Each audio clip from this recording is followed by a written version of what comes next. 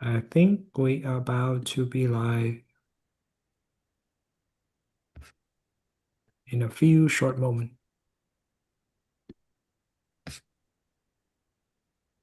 Okay, we are live. All right. Welcome everyone to the Contemplative CrossFit Mindstream episode 5. This is a Episode show. 4. Episode 4? Oh, sorry. Yeah. Episode 4, week 5. Yeah, time gets a little diluted when we do this training. Yeah. Um, yeah, this is the show for ex-spiritual cons, jhana, and Kundalini juice addicts, non-door tourists looking for a home, compulsive fixers and caretakers, seekers of love and light, and anyone who has glimpsed the nature of reality, yet still find themselves grasping or appropriating reality through, like, I don't know, one, more realization, more blissful experiences, not letting the expired versions of their being to just expire. uh, just coming up with all kinds of reasons to believe that they've arrived. Yeah, and this week's karma is I don't know what this week's karma is actually. I think it's all the same karma, it's just like resistance, right? But I think last week we focused on the resistance, but I think this week we focus more on this insistency for light, for love and light, for blissful experiences, because I think by this time, week 5, people are starting to get the absorptions and there can be all kinds of experiences through transmission. At times might seem like you're actually getting somewhere, more expensiveness, but that could be the very trap actually. And this week's aggregate is the consciousness aggregate, and we're still in the fire element. Yeah, yeah. What do you guys think about this week? Like, what are you guys contending with? Um, yeah, this week it was my hot seat, Yeah. and so it seems like the hot seat participant will get to come on this podcast on this live stream. So I was contending with aligning with what you said in the intro, Frank, the fixer caretaker. Yeah, Yeah, you identify with that? Do you think that's something that is kind of expired, but is still kind of lingering, the pattern is still lingering? yeah, definitely for sure. Hmm. It's very well lingering all over my vessel, very somatically in the body and in the mental space. A lot of thought loops that kind of are structured in a way to want to fix things, to want to find solutions all the time. Hmm. Yeah. Yeah, Alex kind of reminds me of my brother and my friend Josh Penn. That's why how I connected with Alex in the beginning. I was like, again, this is just like my brother. And a lot like Josh Penn. Yeah, I don't know if you guys know Josh Penn, but I used to be a really good friends with him. But the way you guys sound and your karmas are very similar. Yeah. Like, where do Yeah. you? Oh, go ahead, Con. Yeah. You go ahead. You go ahead. I'll remember. No. Oh, okay. I was just gonna say, I remember like 2 cohorts ago, like I was hosting like session 2 at night, and Alex's energy just kind of fills the space really well because it's like a night session, it's more chill. And then sometimes I was just like, I don't know, constantly I was like, Alex was like my muse. I have like a muse every cohort, and then Alex was my muse during that particular cohort when I still had to host a night session. And before it was like Edward, but we won't go there. But I would just, anytime I don't know what to say or I need comfort, I was just like, "What's up, Alex?" Yeah. And not just me, like a lot of people agree. It's like in the night session, like your energy, even you can just sit there and not do anything. Sometimes I get really inspired just seeing you like just coming to this sit every night, like seeing your face and that it's kind of touching. Yeah. Yeah, I was just about to comment that it's also like a really nice to see Alex going through this long journey with a lot of different types of contention. Mm, I think maybe we also need to clarify and explain to people outside of CC right now what is hot sitting, yeah. because we mentioned a couple of times, right? Like maybe Alex, you can Yeah. paint I a was gonna picture. ask about that. Yeah. Yeah. Yeah, hot seating is kind of like um, being put to trial, actually. like quite literally. And you're going against the jury, but the jury is the closest, like the people who know you best, essentially. Just Mm. over the weeks of being in 9A, so that's the cohort that has the hot seat, where um right now it's just the 9 dudes. And we're all like really getting to know each other on a really deep level, sharing our deepest stuff. Mm. And just over time, listening to each and every person within this circle, we like get to know each other so deep that we can start to point their blind spots, like the things that they can't see. And so those are the things that we try to formulate for the hot seat participant as a friend, as someone who really wants to help you to just be your best self. Mm. Just stop you from getting in your own way. And Right. so that's what happens in the hot seat where we're all pointing things to one central person. Yeah. Every week there's a person getting hot seated, right? And the whole group will come together to pin that person. That person would pin themselves first, right? Yeah, yeah, yeah, Like yeah. you Maybe you can, are, yeah, yeah, yeah. yeah. Maybe you Interesting. can walk us through the whole flow of like preparing, because people outside CC, we have mentioned the topic of solo practitioners. There's a lot of folks out there, we read the books, we sit the Mm. retreats, but we don't really have much feedback or direct contact, really getting to know one another.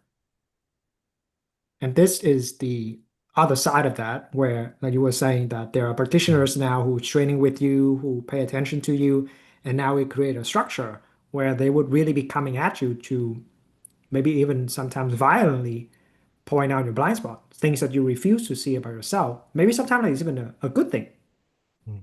an empowering thing. Like, yo, bro, you don't need to be like that anymore.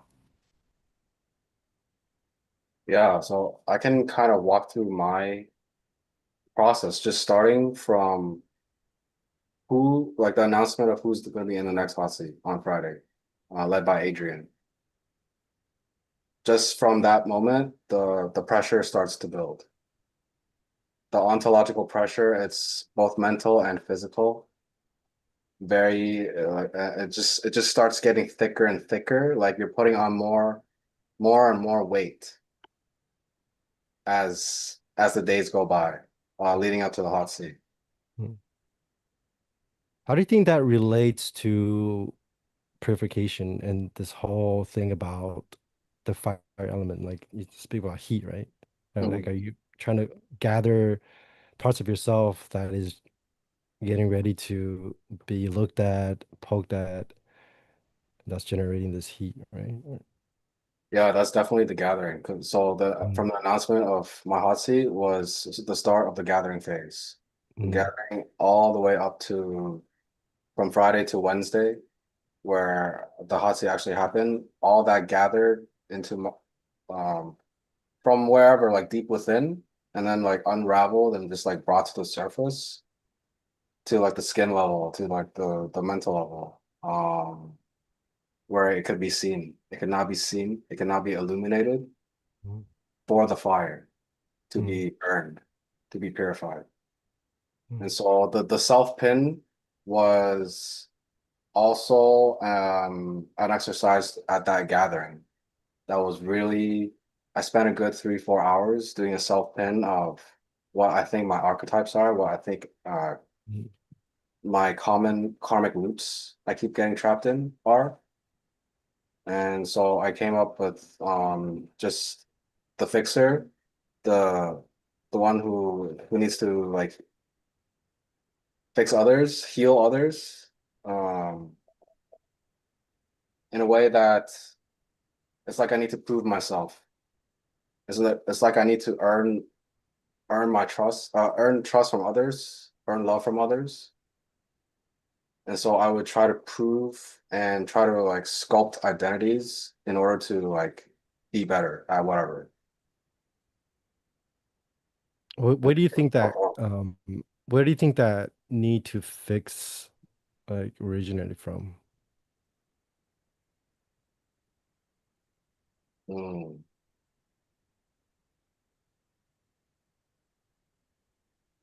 I think it just originates from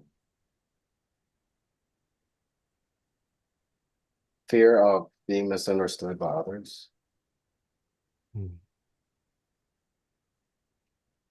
Yeah, because we all have that need to be understood. But my way of doing it is not to fix others, but it's the same.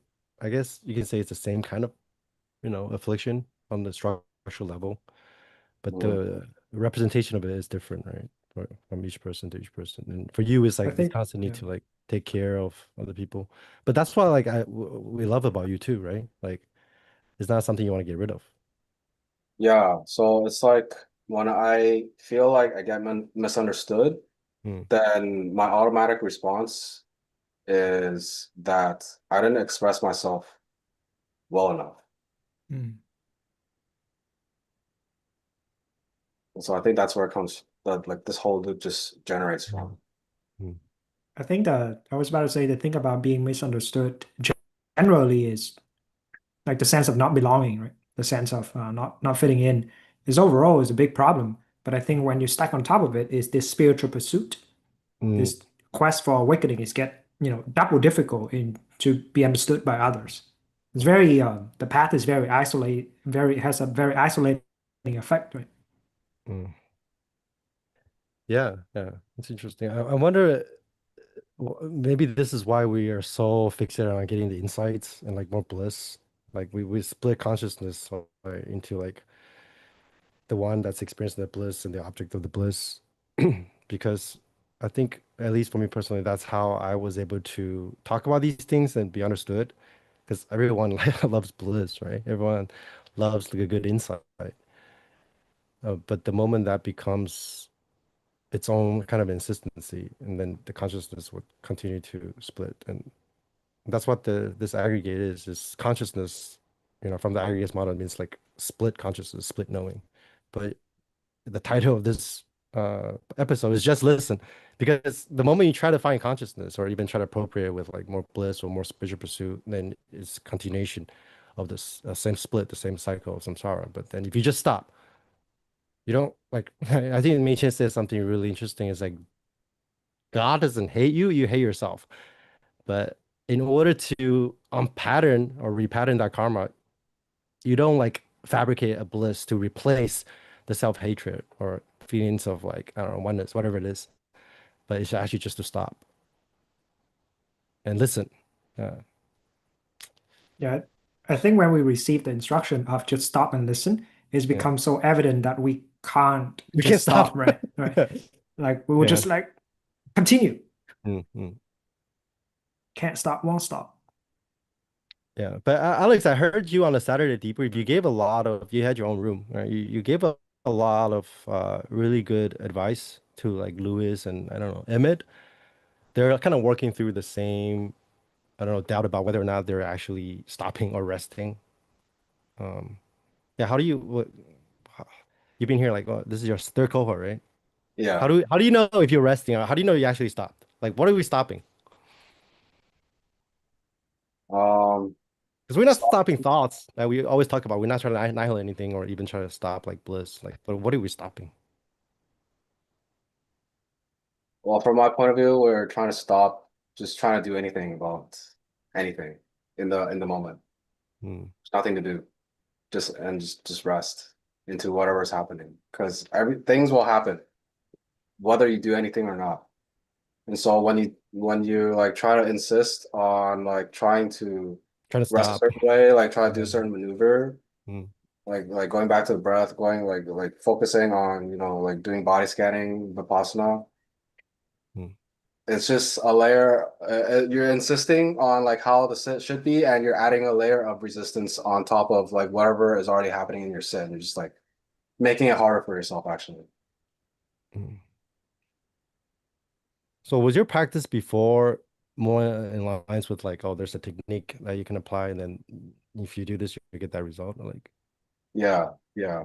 I started with um, mastering the core teachings of the Buddha, Hmm. and oh, you started with that. no, I no. Before that was the Mind Illuminated by Okay, Chuodong. okay, Yeah, Yeah, most people. and then the Daniel Ingram. Um, that was like mo the extent of hardcore studying and trying to see how to meditate, like the different ways. And I did one 10-day Vipassana, Okay. and so it was like a good intro to method and view actually. Um, but that's as far as as it went for me, and I didn't really continue on because as a solo practitioner, it's just hard to hold that merit and just to like keep doing it over and over Mm. without I didn't get any feedback. So I don't know. You don't know if you're After doing a it right certain or not. time of after a certain while of not really knowing what I'm doing, then I just drop it. I just move on to something else that Mm. seems more productive. Mm. So what made you decided to sign up for CC? During that time you weren't practicing, right? And then Yeah. I was going through a really hard time and I kind of just happened to see CC um Instagram promotion during your cohort 7 cycle. And so I was just like, yeah, man. mm. So like when you came to CC, what made I guess like what is the difference now, like in terms of how you approach practice versus before? Like for Before, people who are listening, like holy shit, I just wasted like 5 years, 10 years doing Vipassana. But I don't think that's true, right?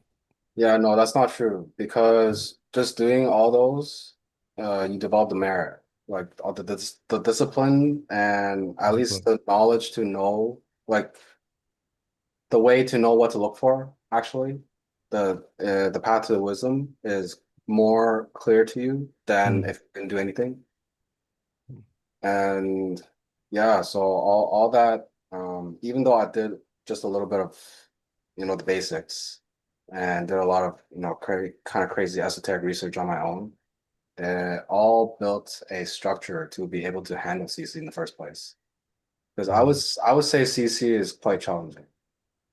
Yeah, it's a boot camp, right?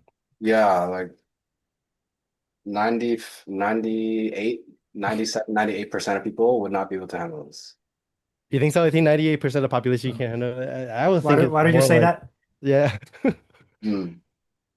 just stop, right? You just come in and just stop and recognize, rest and Yeah, it's recognize. hard to That's so stop, hard. right? It's hard to stop for Mm. at least I think like people who live in a city, Interesting. just People. Hmm. so much stuff going on. So much In a way, momentum. Yeah. yeah, the momentum, like the compounding, right? The forward compounding movement of like just karma. But I think this is what CC is kind of designed for, is for people that are in the midst of modernity. Like just being a city is actually if you know how to yoke into it, right, and know how to pace yourself, it's quite awesome to live in a city. Well, I visited a few cities, but I haven't lived in a city while doing the boot camp. But I can see that okay, it's actually one way to ground you. Because city life can be like so chaotic. It's like, oh, this is sit every day, every night. It's kind of grounds you. Yeah. What do you think is the most challenging part though?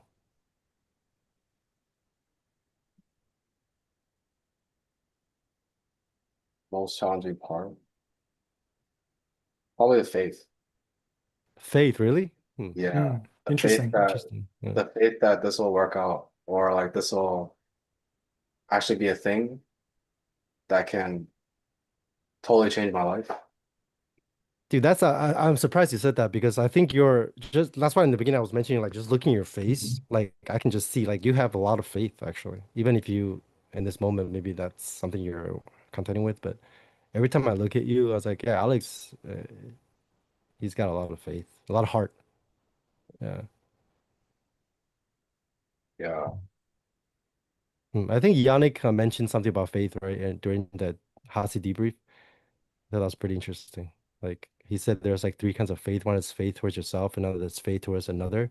They're kind of like still in the self view, but then there's also the faith of reality, Mm. which you see through both self and others, but you include both self and others. Yeah. Yeah, the faith and devotion.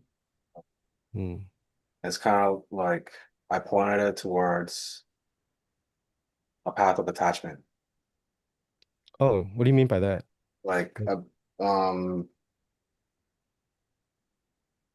hmm, putting so much faith and devotion into something so that it lasts.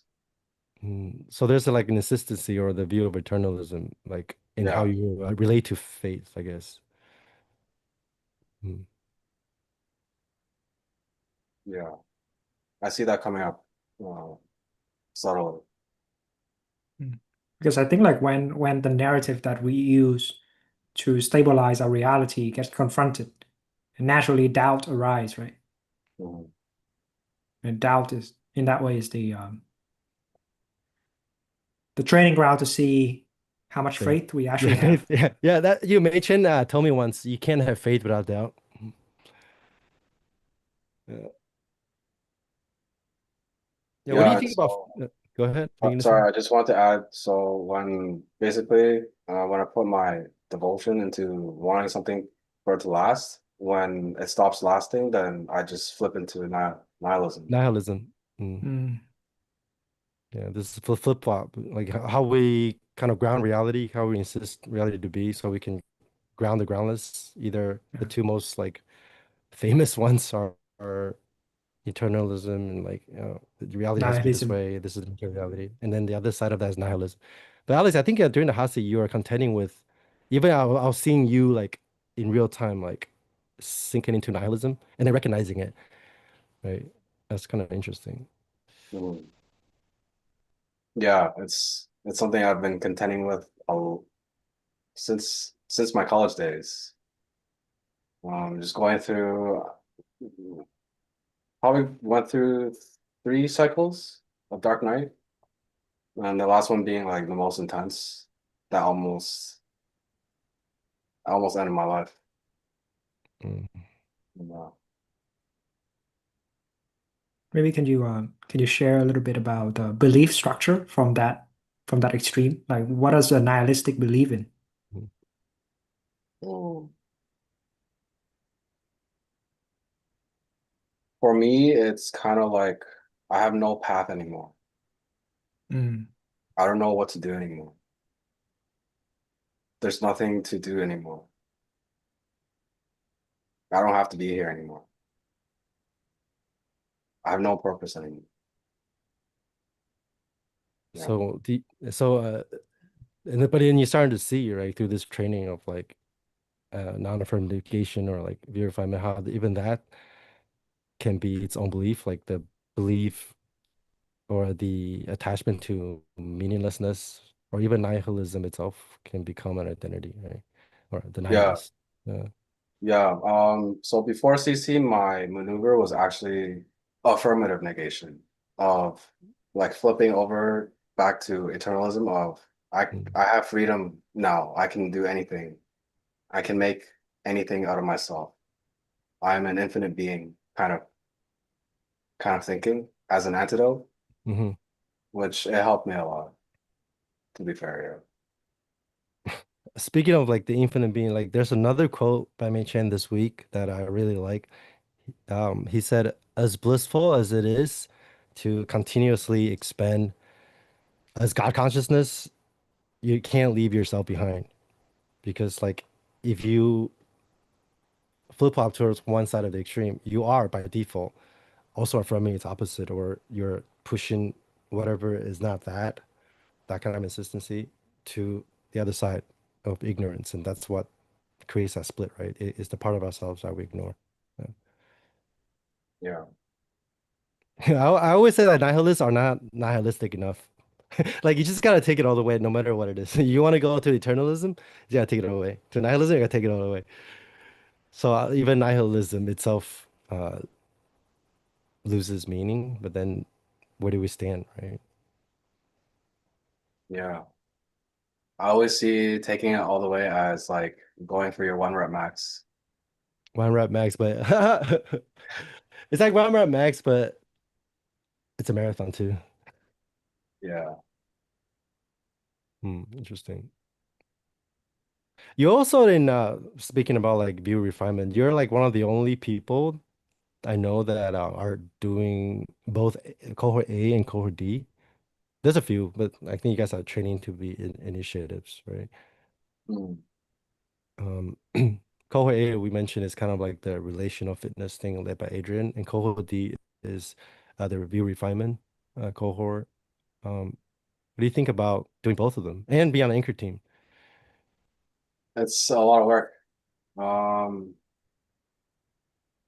yeah, I think I'm at my edge just doing the anchor work responsibilities, participating in 9A discussions 3 times a week, an hour and a half each, and then 9B discussions 3 times a week, hour and a half each, plus the normal transmissions, and sometimes a little in discussion of the session, the normal transmission sessions with the new acolytes. Just doing all these, it's enough. I'm at my Yeah, edge. yeah, now you're doing a live stream. Oh, but you also host like the Minecraft, right? You kind of came up with your own corner of the mandala. Then you said a lot of people who don't even play Minecraft would join just to like get the transmission. Like that's your transmission, right? Minecraft. What's that Yeah, about? Never been one. yeah. So I host Minecraft session for the CC acolytes on usually on Sundays, sometimes on Saturdays. I just use it as a session to decompress from the week, from all the CC training. Do you And actually it's play the game like and then you broadcast it, right? yeah, we play like it's all on the Discord server, the campfire voice channel. So all just in there. Some mostly with cams on. It's not recorded, so there's no pressure. And I put it on the live stream where I'm playing on my screen. So then if whoever doesn't have the game can just come and chill and watch. Like a let's play. That's very popular on YouTube with Mm. Mhm. the kids, with the young kids. So we got one of the young acolytes, Sam. He's pretty young. He's like 23 or 4. Yeah, and he comes pretty regularly to watch. Just to It's watch. fun time. I'll watch and chat and chill. A lot of chatting going on. A lot of very different topics that Mm. wouldn't appear in discussion for sure. Mm. Do you guys talk about Dharma? Like Yeah. specifically? Not specifically, Not but specifically, yeah. if there's a chance, then we'll kind of like, meme it into whatever's happening. Yeah, that's cool, man. And maybe I'll come one day. Let's Yeah, check it out. just come chill, check it out. That's what the campfire is supposed to be, right? Kind of Hmm. just something to Yeah. like relax. Yeah. Now yes, the spirit of chill and hang out lives on in the Minecraft sessions. Hmm. That's one of the thing about CC activity is we keep refining and Mm. shredding into new versions of ourselves. So how are you contending with that now, Alex, in terms of do you feel like you are in the chasm or you feel like you crossed it or um, how are you handling all these after the pinning situation? Um,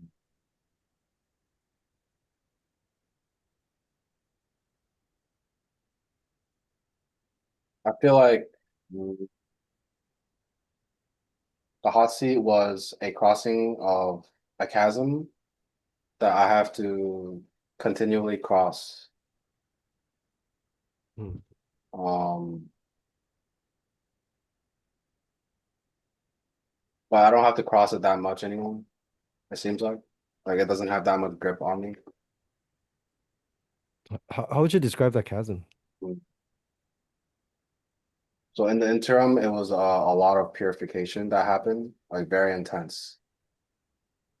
Uh, I talked to you, Frank, that it was kind of like a Kundalini awakening, Yeah, yeah, yeah. that It's like intense. sounded a lot like what I went through during my kind of leaning phase. So Yeah. I relate And to so that. it was all my karmic loops all my identities that I've been holding on to that no longer do anything for me anymore. It just like weighs me down. Just Mm. confronted face to face and all those emotions as well Mm. that I held on to that were not expressed throughout various parts of my life. All of that just released, being purified, feeling it so somatically, like lightning on my chest, upwards. Um, Yeah. Sorry, what was what was the original question? How does it Um, feel to be in this chasm? Yeah, the chasm. So that what I just described, that was my main chasm, I would say. And then I've been working to like close up the chasm so Mm, that it's not so hard to cross. mm, I see. Yeah, that's what it feels like for me. And so now I can cross the chasm, but I don't have to do it. It's not life and death anymore. mm. Also, you don't have to do it alone, right? Yeah, I don't have to do it alone. Yeah. I think the one of the comments from Tim at the debrief, the Hasi debrief. Yeah, after the Hasi, like there's a debrief. That's another session where you have to watch your own Hasi, right? And everyone has to watch it again and debrief. Yeah. I think Yannick was not Yannick, sorry. Tim was making an analogy of how this Hasidim process is kind of like a basketball game or just a sports team.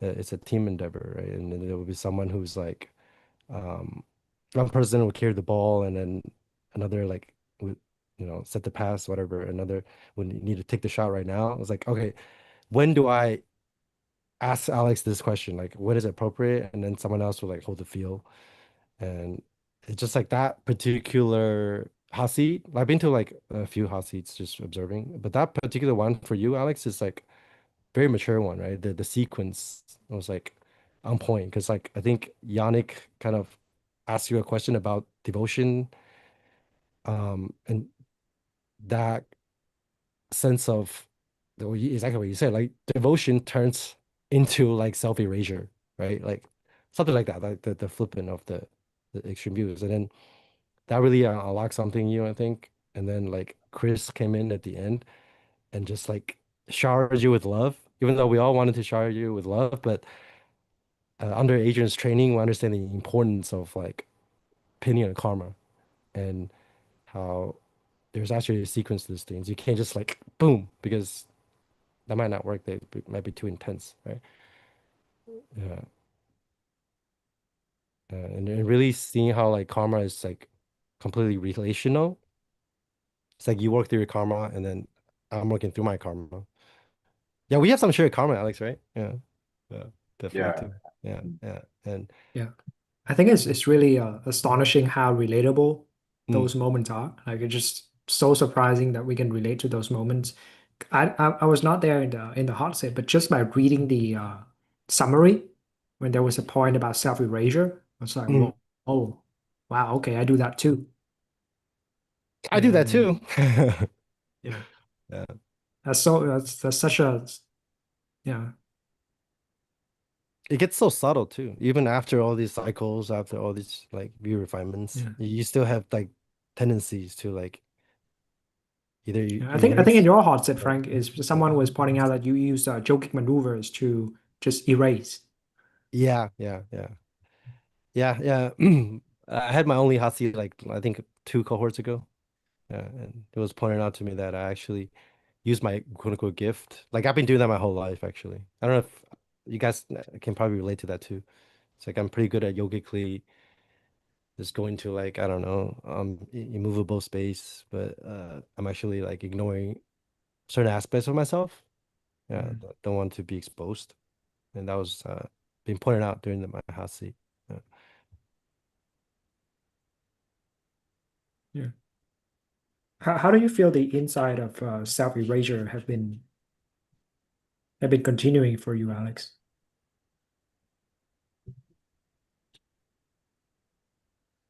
So the way I would do it is by crafting an identity to fit a role in order to blend in with the room, the vibe of a space.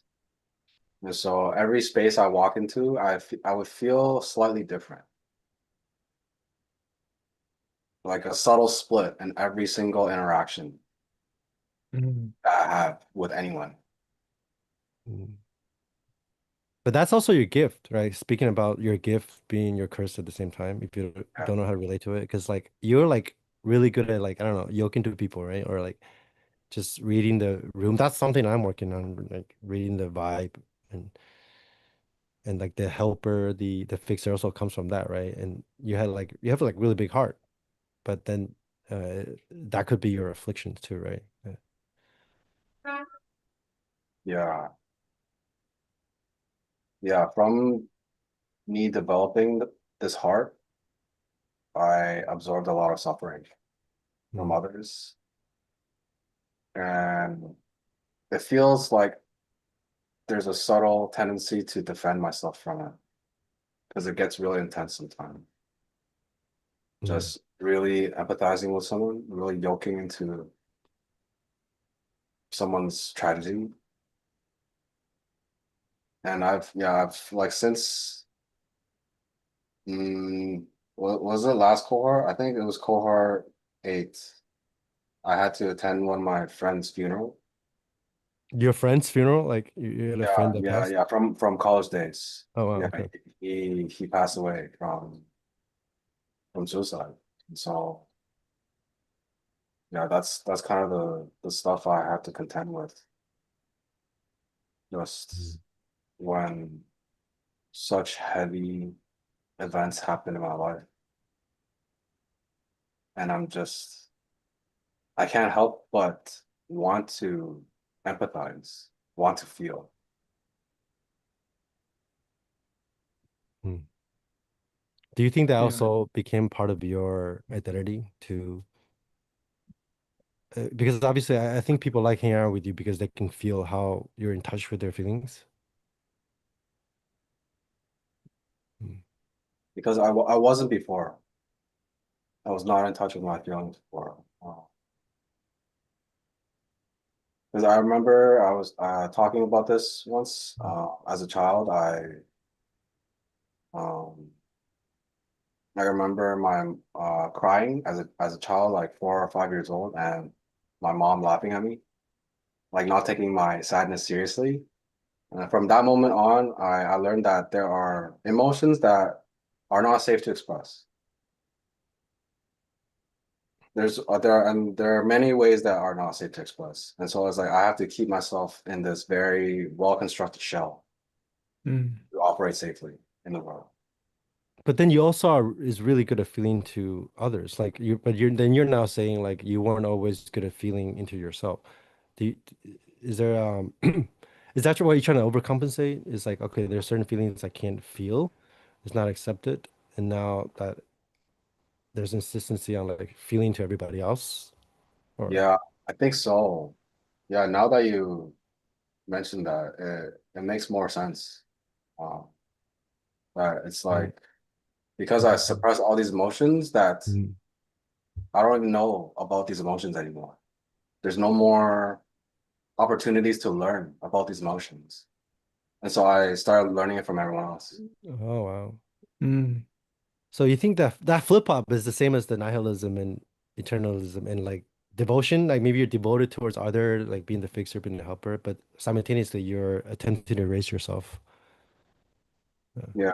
But ultimately, it feels like I'm attempting to protect myself too. protect yourself. Right? That's interesting. It's By like erasing if yourself, you you're can protecting. erase, yeah, Yeah. if you can erase your track, then nobody can detect Oh. you and what you're actually going through anymore, right? Yeah.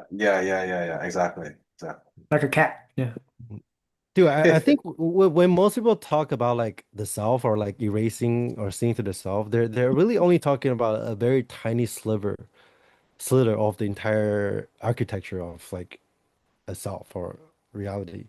So like the most people think of like the self as just mental fabrication, right? But we don't see that. That's just the tip of the iceberg.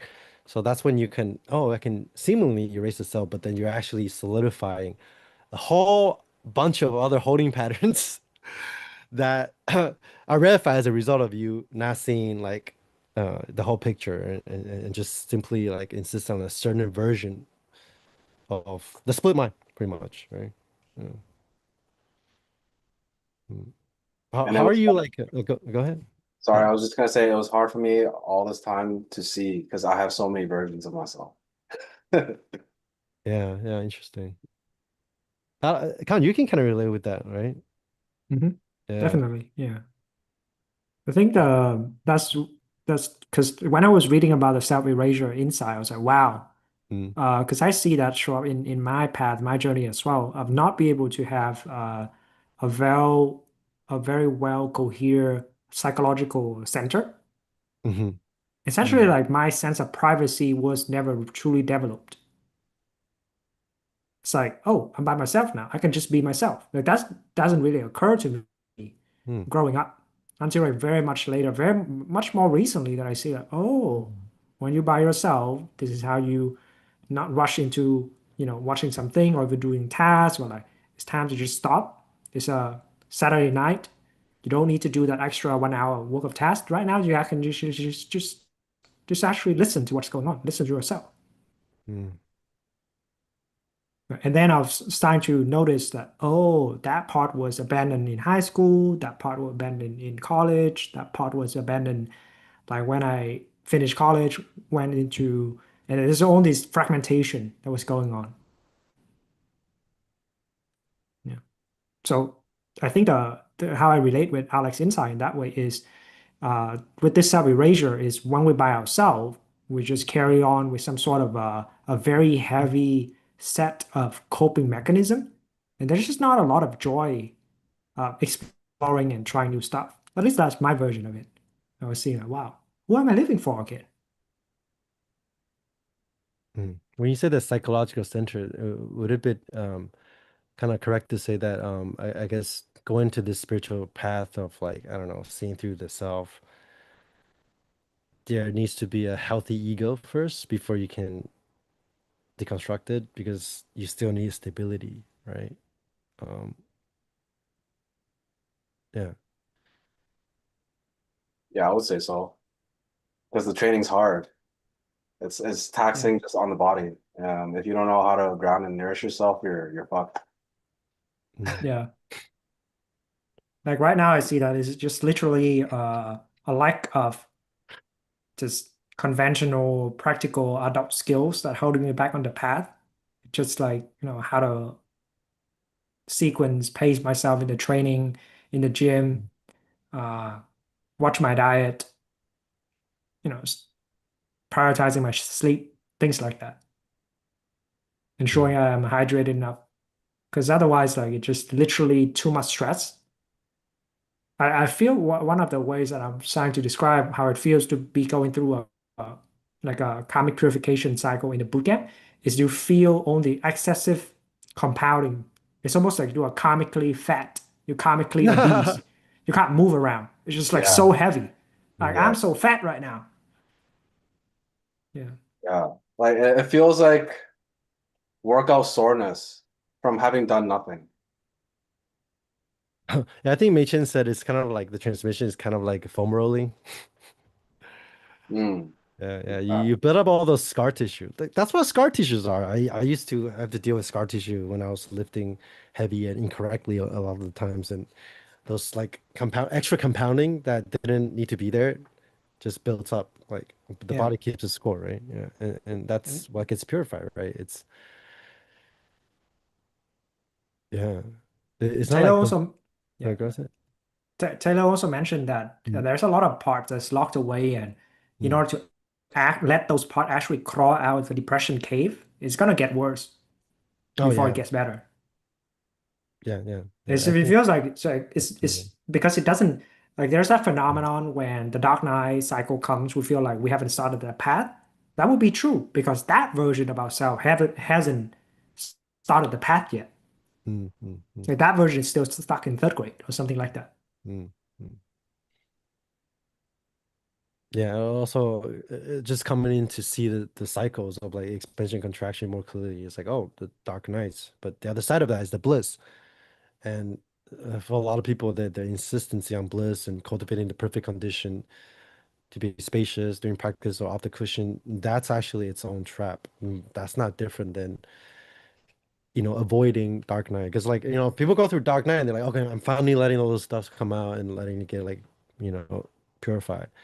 But they don't see that they're by doing that, by trying to get rid of like the negative, they're reinforcing the positive, and Mm, they're still just trapped in the same cycle. I guess this is the karma of the week. I think most people in spirituality, because we're so contracted and suffering so much, a temporary relief finally we found out like, oh, a stillness or like a bliss, and but then if we don't see the entire mechanism of how actually bliss and even Kundalini is just a byproduct of purification. It's just something that the structure gets brought to light, right? And it gets purified. But that purification process can feel like bliss because things are getting released. But the moment you appropriate that, then you're right back into the same cycle again. I think like Yep. every person who's been on the spiritual path uh, can attest to that clinging to bliss. Yeah. Uh, and Alex, I think you were sharing some sits are so peaceful and so because I think I have this. I think a lot of times like doing like extremely peaceful states during sits, actually you kind of get lazy, right? It's like, oh, there's stuff that still can be looked at. But then of course at the same time you don't want to skew towards the other side of the extremes, like always looking for something to look for, right? Like that's why Yannick said that doing his self pinning, it's almost like he's realizing that's itself a blind spot. It's like trying to find all the ways he can pin himself. Mm, Yeah, yeah. yeah. Yeah, the bliss. I think I just mistook nothing going on as bliss. As because it would be my version of relief that Mm. I don't have to do anything anymore. Now I can have some relief. And so I would treat that as bliss. But really it's just I was in a state of non-illumination, just like sitting there, just being kind of bombarded by the transmission. But there's still a lot Hmm. of proliferation going on in my mental Interesting. space. Mm. I was just not looking at it. Mm. Or it was just like going so fast that I couldn't even see it. And so that's what was happening a lot of the time when I thought it was bliss. It was nice, comfortable sit, but it was just I wasn't actually resting into what was going on. You were kind of resting into a more a conditioned rest rather than like the unconditioned rest, which can include chaos and when you rest as restlessness, right? Yeah, yeah, yeah. And then I think I started no subtly noticing that, and Mm. so that started becoming sloth and torpor. So when you started to notice that, you started to fall asleep. Yeah, Is it because the system doesn't want to see that? Otherwise, it's just gonna break. probably. Yeah, Yeah, just it has no muscle of seeing those conditions, right?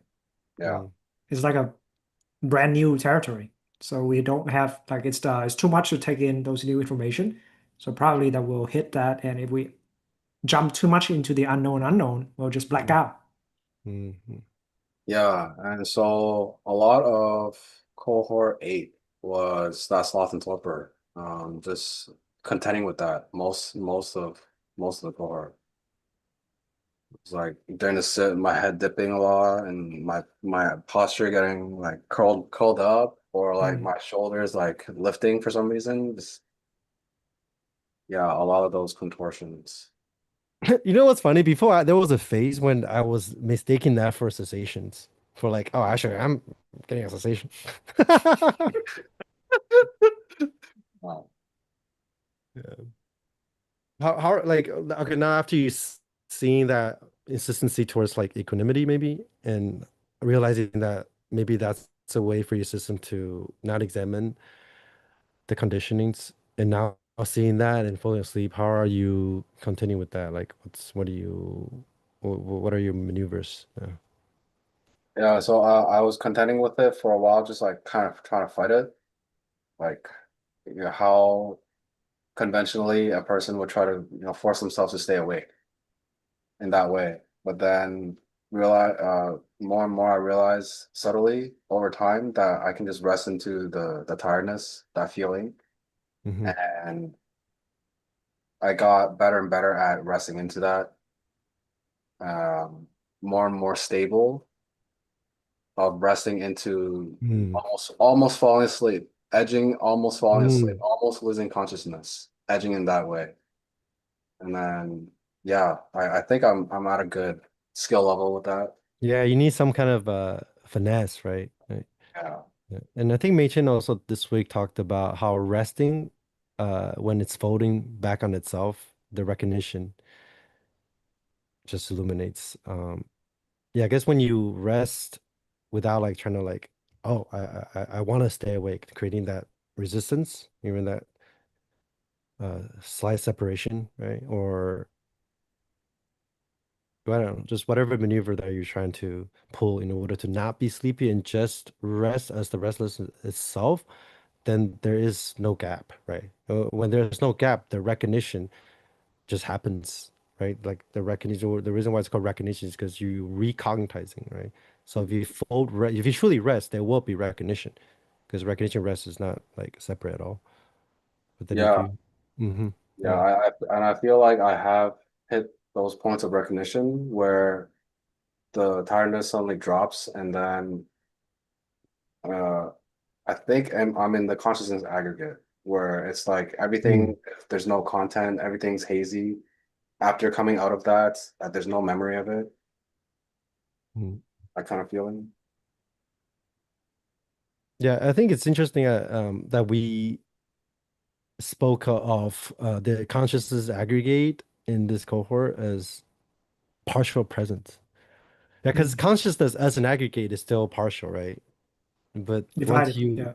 yeah, it's still divided in Sanskrit, it's Vijnana, divided knowing in a context. Because I think people get confused, like when we're talking about it, when I talk about consciousness, like with all this pedagogy, but like uh, from the model of the five aggregates, consciousness is still split. It's still like, oh, divided. But then once you stop looking for consciousness and just listen, just rest, whatever it is, then presence will reveal itself, which presence is beyond all the aggregates, but it's inclusive of all the aggregates. So even that subtle, invisible line between like consciousness as a split phenomenon versus or partial presence versus like presence, it's not two different things, right? It's just how well can you stop and listen. Yeah. Can you stop appropriating consciousness into the divine or God or a new big self? Mm. Yeah. Yeah, because like one of the territory of consciousness we're saying is that it's going from, it seems to have a duality between separation Yeah. and merging. Yeah. We feel like we're merging with the divine, but we don't see that that merging and separation is itself the duality. Yeah. Otherwise, Because you don't even yeah, need to merge. Yeah. Yeah. yeah, Yeah. the insight unlock that Mm, consciousness resting, listening to itself, folding back, recognizing the how separation start in the first place, mm, recognize the piece of ignorance, is then to see the fundamental inseparability mm, in the first place. mm. Which But includes separation. yeah, which It's include that like a mode of the twisting splits. in. Oh, okay. Yeah, Yeah. Yeah. that include the twisting in, the separation of Mm, that. But uh, we do have to personally experience this realization. Can't just have like, oh, so then I'm mm, inseparable already, but you're still mm. suffering. That's the difference. Yeah. Yeah. And I That's think what's always. so challenging about the CC bootcamp training is that even if we see that inside like a bootcamp ago, with this new bootcamp, there may be a new set of conditioning that you Mhm, need to work with, and you still need to earn that realization again. That's how you increase the fitness, right? Because now you clear mhm, a new set of challenge. Now you are dealing with a new tier of fitness measurement. mhm. I think that's why the CC container is so potent because we're talking about like working with and us, each other's karma. It's like if we have some kind of realization by ourselves, it's very easy to just continuously create the perfect life condition that would house that, equanimity or Yeah, realization, yeah, or partial realization. But then in yeah, CC, it's like every cohort, there's something new. There's something to be worked at, to be looked at, because there's so many different people here all sharing our karmas or training together. yeah, Yeah. Yeah. It's hard to I guess, stay in your solo realization bubble. Mm. I think that's the chasm that a lot of people coming here have to cross. Like even like Matt from last live stream, it's like he had a mm, pretty profound shift and coming here. Well, letting go of the solo realization bubble actually fucking hurts, actually. Yeah. yeah. Really hurts. Yeah. Yeah, Yeah. I have a friend, mutual of with me and Lewis, who he got me started on the path by actually introducing me to the book, The Mind Illuminated. Hmm. Uh, and I talked to him about joining CC. He doesn't want to pay. That was his like. Dude, is captured. talking to a lot of solo practitioners. Actually, a lot of them are scared. Like I will tell them about the boot camp, and I think they don't want the comfort of their whatever they think that realization is to be poked at. Yeah. Mm. It's interesting. Yeah, and they will find ways to be like, I can't do this on the screen all day, or like can't pay for it. Like there'll be a bunch of excuses not to have that bubble pierced. And yeah, I think I was just scaring people Yeah, away. and it's We're it's trying to it's get people to fine join, too. right? Like it's fine too in the regard of there's the pacing, the sequence, and the right timing when someone is ripe for the training. I think Alex is part of the anchor team, and one of the big Mm, responsibility of anchor team is to decide when is that moment is when is the appropriate moment for us to work with that practitioner. Yeah, there's a lot of timing and there are a lot of consideration when it comes to this because like yeah there could be that situation where someone wants to join but they got realization from before mhm. they're not willing to give it up and now they're just negotiation. Yeah. So is it kind of like this or is it kind of like that? And there's this that's what I'm starting to notice. There's a lot of dragging from those folks, like dragging the past into the present. Yeah, yeah. It's always dragging the story of like Of my you know realization, this story back yeah. there. Yeah, I did that for a little bit too, for a while actually. Yeah, yeah. So Yeah, but we it's do very that if we're a common. solo practitioner, right? Because Yeah, people yeah, keep asking you, like, oh, how did that yeah. happen to you? How did that Hmm. happen to you? And then we Hmm. keep telling that story. Yeah, But once we're in the container where essentially each one of us have our own ways of getting to that moment, that story very quickly becomes irrelevant. So now it's yeah, about what's next, what's right now. yeah. Totally. Mm. Alex, maybe you can tell us a little bit about your work on the anchor team. Like, you guys do like karmic profiling, right? Like, what's that Yeah. about? Yeah, the karmic profiling. Basically, we're kind of in charge of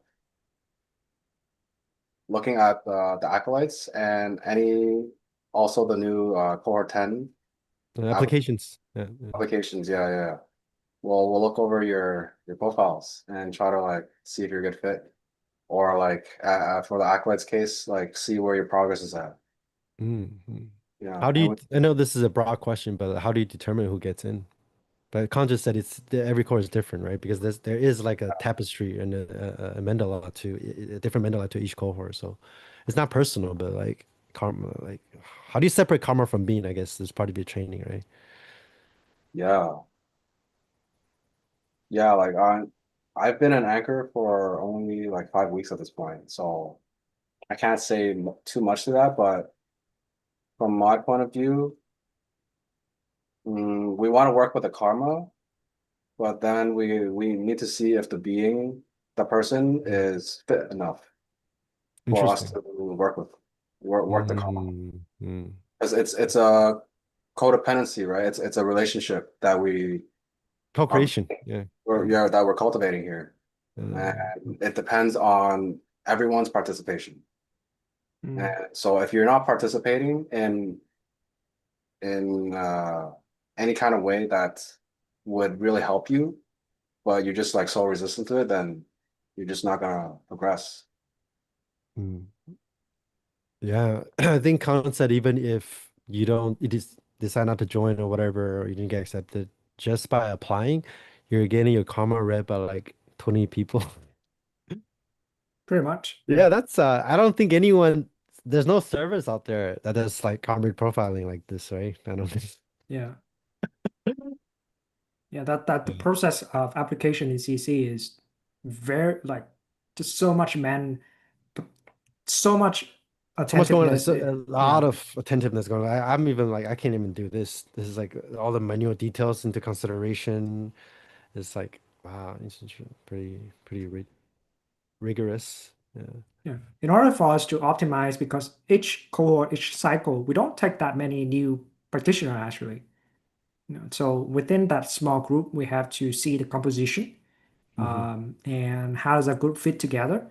And the Yeah. anchor team, Alex's team in this way, is a team that dedicated into maintaining that cohesion, the structure of the entire CC mandala.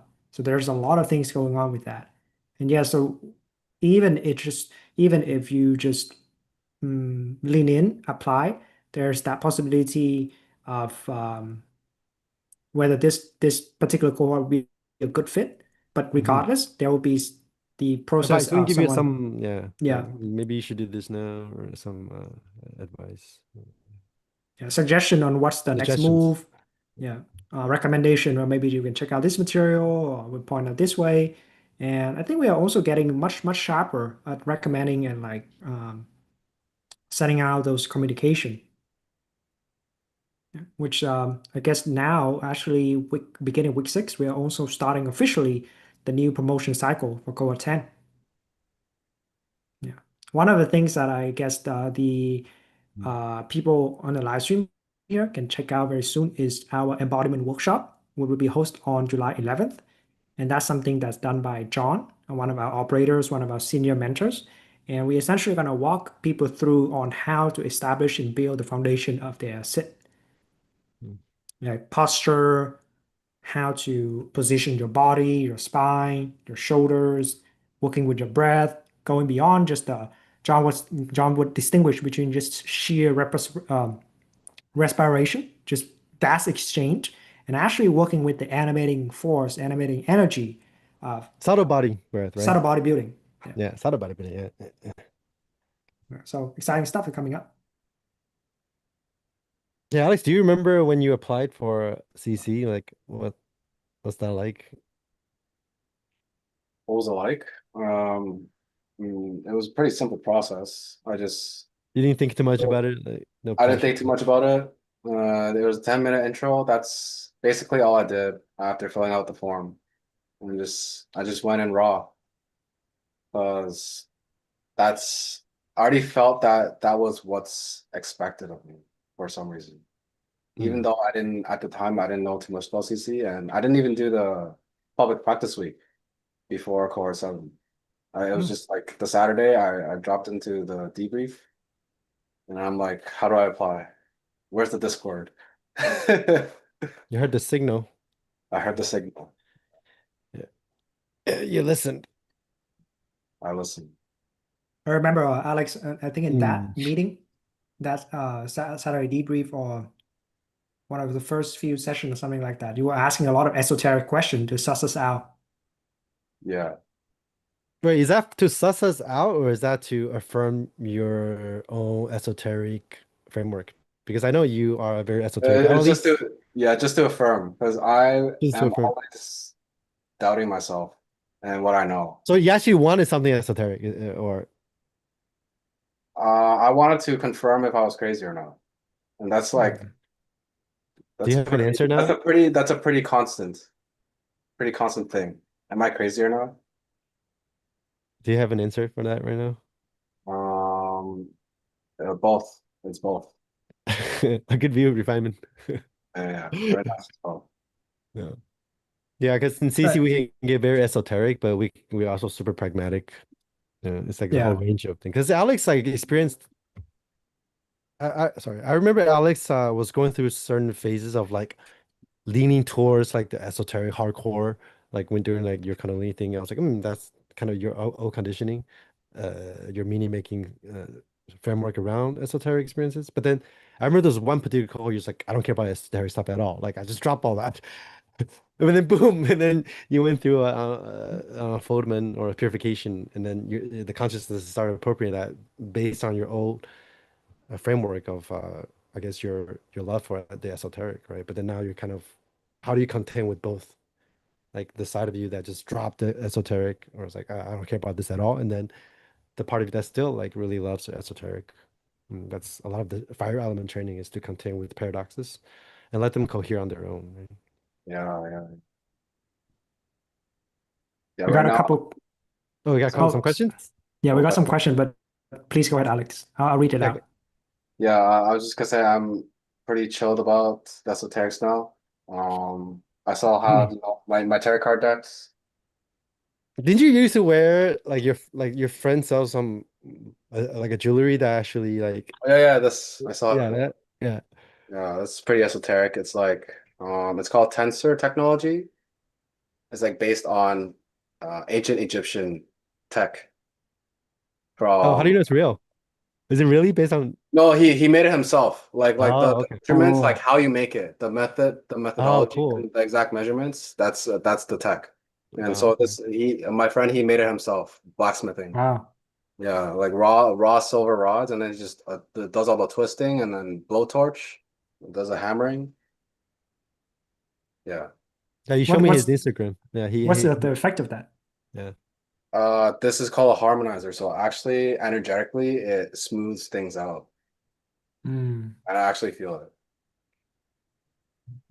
Yeah, like near the heart chakra area. Like whenever I have a lot of really hard, twisted up karmic loops, and like they come to the surface, it feels really heavy here, and this actually helps to it. Mm. Dude, I remember during that particular phase when you're kind of renouncing from esoteric. I asked you about that. You're like, it's just an object. But then both are right, right? It's like we talk about the flexibility of meaning. Like a cup can just be a cup, but it can also be a weapon, a teaching tool. It could be emptiness, or it can be just the cup. Yeah. It's all of it, right? Yeah. Yeah, I'm starting to see that it's really the meaning that I'm yoked into, and Yeah. that reflects into my reality. Yeah, that's what's esoteric. Yeah.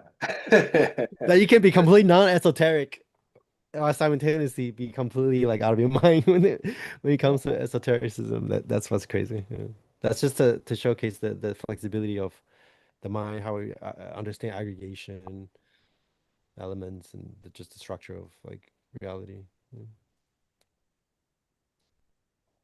Right. So we got a question. Hey Frank, if I am not inside the head, then why, when I close my eyes, do I not see anything? You do see things when you close your eyes.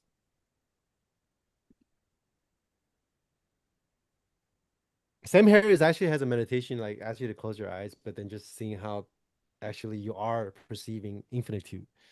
But there's just like a box that you construct that tells you that you're inside the head, so that sense of infinitude or boundlessness, even when you close your eyes, it's being like compressed because you have a belief that you're located somewhere like here.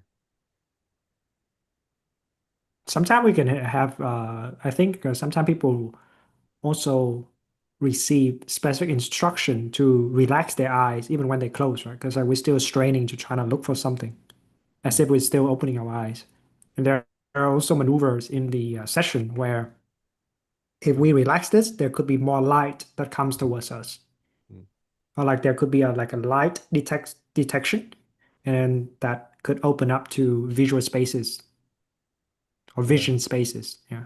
like relax the tension behind the eye. That's one of my go-to like instructions before. It's like whatever you do, just scan your body, whatever.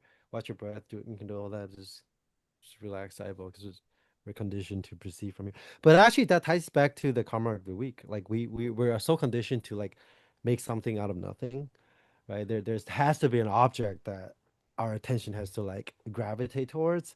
So if we get into this element thing and then we have a glimpse of like consciousness or at least presence as being without an object, we freak out. Like we try to like fabricate an object just to sustain that inconsistency of the subject object split.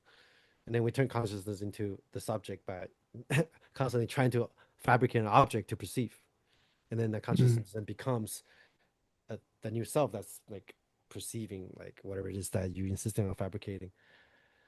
But then you don't have to do that. You can do that because non-separation includes separation, but most of the time we don't need to look for consciousness. Like that, we just rest and stop and listen. Yeah. There's also a question, what's the difference between non-dual embodiment and Theravada Nibbana? That's a big question, right? Because I think it really depends on Oh, what type of non-duality yeah. are we talking about. I would suspect that a lot of times folks would be asking this, and the maybe the background would coming from Hindu Vedanta, non-duality in the way of the Brahman Atman combination Mm. Yeah. in Yep. that way. Yeah, and I think in that combination, the embodiment is to find your eternal self and be that. the self that is beyond own identities, the impersonal self in that regard. And the Theravada Nibbana, from what I understand, it will be pointing out to the reality of cessation. Cessation of even the absolute self. Not so much that that presence, whatever, it's gone, but you're grasping towards it, or your insistency towards that to be a thing or identity. That's what you're seizing.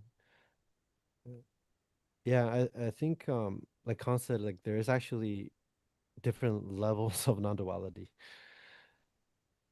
Well, on the more conventional level.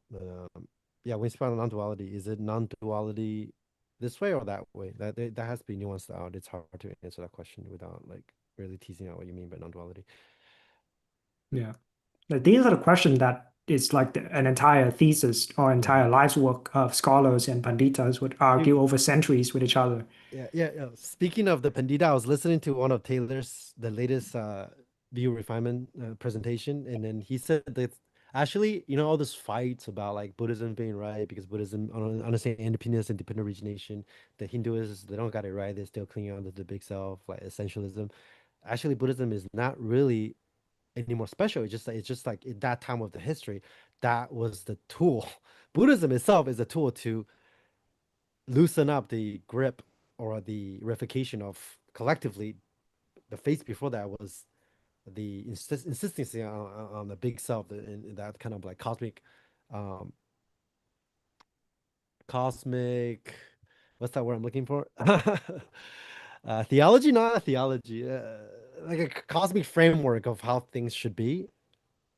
Is neither of them are like has any essence, right? It's just Buddhism just happens to be the thing that invalidates the previous ground. But we do that constantly in our practice, right? It's like something gets pointed out, something gets systemized, but then it gets reified. But then without pointing it out, without systemizing it, you couldn't see it in the first place, Hmm. right? And then so emptiness is a way to invalidate like the big self or Brahman. But then emptiness itself becomes a new like a structure, a new system, and then people start to verify that. That's when like Nikojuna came around and be like, oh, this is why actually the Buddha talked about you guys are verifying emptiness, right? So it's just a whole ongoing process of non-affirmed negation, not just like you can see through that process within your own path and how you're failing to non-affirmatively negate, or you can see that as a structure of history. Really interesting. Yeah. Yeah. Maybe there's one more question from Anthony. Question that really seems to be attached to hiding in my own solitary realization, my own solipsistic bubble. Ever since I was a child, I love escaping into solitude. When I go on a silent retreat, part of me is genuinely happy that for a while I don't have to think about other people. I think this is also touch on the topic of develop some sort of renunciative mind and just be able to be by yourself. That's one aspect of the path that I guess everyone has to contend with. This aspect of loneliness, aspect of contending with the solitude of it all. And I think that's very valuable, right? Very important for us to go beyond our attachment. But the situation can get sticky when we then become attached to our solitude while living in a life that requires to engage and participate. Because then Mm. there's just a fundamental split in Split. intent. Yeah. Yeah. Or the tendency to make renunciation into a thing. Yeah. Again, going back to like the karma of like constantly appropriating things, right? But then, speaking of like non-affirmative negation, it's like not making renunciation into a thing. Renunciation was a tool, but now you have to renounce from renunciation. It's not I that think renunciation yeah. is good or bad, right? It's not like the Hindu self is like right or wrong, right? To look at that relationship between these different systems. Oh, you're gonna say something? Oh, I was just saying that it's also the aspect of training being able to walk a solo path in this way is also just developing the psychological healthy ego. Mm, It's knowing your worth, knowing your value, knowing you can be by yourself, You don't get bogged down by other people attach other people's perception way too much and just Mm. become self-individuated.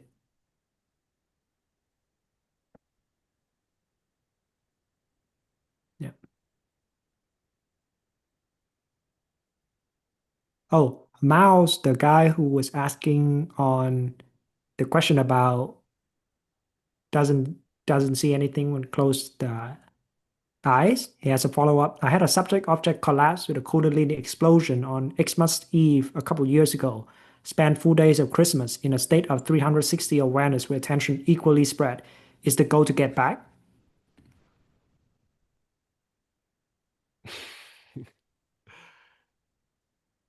Yeah, Yeah. this is it's a very understandable, but this is what I was mentioning about like the dragging aspect, right? Because we have to make sense from that vantage point of what feels like the purest Mm. experience of our life, right? When it's very even, when things are without contraction, and we can just abide in a beyond subject-object split. But I think that the training is to normalize that into every moment, and we'll see how the twisting in and the untwisting happens. So in some way, it is about getting Yeah. back. Yeah, it's something I was gonna say. I didn't want to say yes or no because it's not like either yes or no is really gonna answer it. Mm, I was gonna say it's about seeing the mechanism of how that happens. Like, what is the conditionality that gives rise to like being twisted into a subject object versus not? What's the relationship between subject and object? I think that's a more important question to contemplate on and construct your practice around than like getting back to a particular state. Because even without subject object, there still can be a different geometries and different feelings and different yeah, they can be very there's having no subject object doesn't just feel like a specific kind of way, right? But then it's like the first time we have that experience, we solidify that. Usually it's very blissful, but then we solidify that particular geometry without subject object, without seeing right. how there's a flexibility, there's a whole range of flexibility to how you can aggregate a subject or object or both or neither that gets very nuanced. So it's there, I think yeah, I think the reason why people cling on to that particular state is because it's the first time they ever experienced something like that. And then there's a whole layers of like meaning making bliss, or whatever it is that gets attached to Mm, just a very simple insight that's really beyond experience. But again, right. it includes the experience. So once you clean out, we don't see that, how that the experience is not really part of it, but it's also included. But if we just pin the experience as something to get back to, then we run into this loop that we just discussed this whole podcast about the karma of the week, right? You're trying to appropriate presence, from being, right?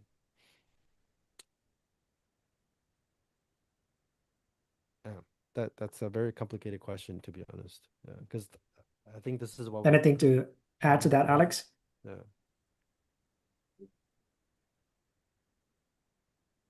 I had something, but I lost in the train of thought. This Frank just goes on and on. Kind of like trying to like track your path, but then like you keep switching directions, and it's like, oh, where am I now? Yeah.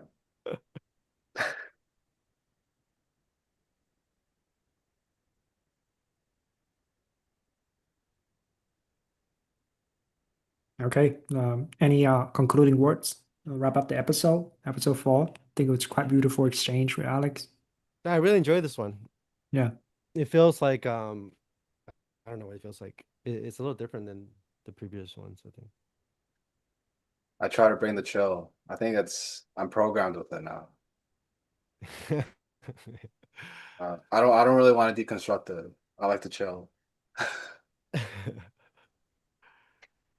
Yeah, as long as you recognize it, right? Yeah. You don't have to get rid of anything. Right. We got a few last questions. I mean, maybe I can just rattle them out and quickly answer that. Greetings from Holland. I saw on CC website cohort 10, there are some requirements like you have to have a glimpse or kensho. A lot of folks come to us after have had those glimpses, but we also have people that just really want to practice and they get in. So although a lot of folks have glimpses, that's not a absolute requirement in that way. That shout out to Demo Gadget. Miles asked a follow-up question. Is that where you guys abide? I think for a lot of folks in CC, as we continue to train, the territory of twisting and twisting become uh, more and more normalized. But then now it's stuck with the thing about now you enter like a more challenging territory. Yeah. So the twist is so much harder. It's so much heavier. And then can you untwist it? So then the game would just reset again and again. And through each cycle of doing that, we increase our fitness. We have the capacity to take on more karmic knot.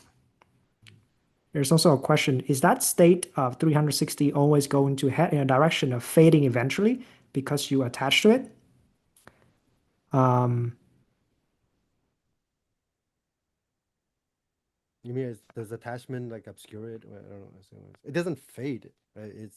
It doesn't fade, but it's not like it doesn't fade. But then how you experience the world can have, like I said, can have different geometries. yeah. Yeah. But I think overall, there seems to be this fundamental shift in our relationship with stress and exertion. Mm.